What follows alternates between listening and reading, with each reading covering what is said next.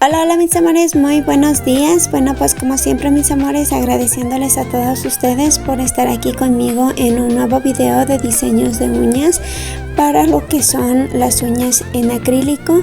Pues espero que estos hermosos diseños que compartimos les gusten. Son colores súper bonitos, colores perfectos para poder lucir en esta temporada de primavera, ya que como sabemos estamos ya a punto de terminar el mes de febrero.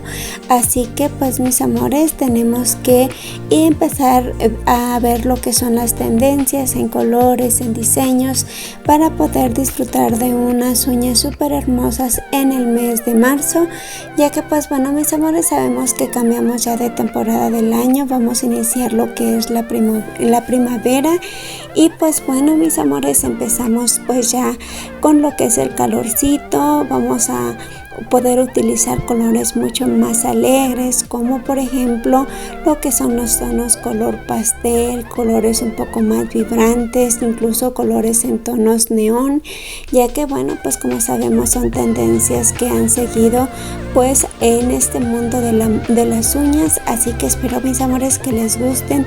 También se van a dar cuenta que encontraremos diseños de uñas con diferentes efectos. Por ejemplo, este que lo tenemos con lo que es el efecto unicornio.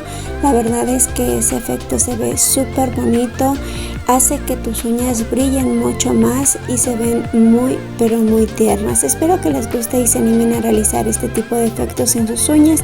También podemos encontrar lo que es el efecto gelatina, ya que bueno pues mis amores, son efectos que vamos a poder seguir disfrutando, que estuvieron pues de moda en los años pasados, pero pues hoy en día pues vienen nuevamente. Así que bueno pues mis amores, espero que les gusten estos diseños para poder lucir unas uñas súper bonitas en el mes de marzo. Pues mis amores, de verdad es que estoy súper contenta con todos ustedes. Gracias por todo su apoyo, su cariño. Así que pues si eres nuevo o nueva por aquí y te gustó este video, pues ya sabes, como siempre, invitándolos a todos ustedes a que se suscriban a nuestro canal, que activen la campanita de notificaciones para que así de esa manera, bueno, se notifique cuando subamos un nuevo video por acá.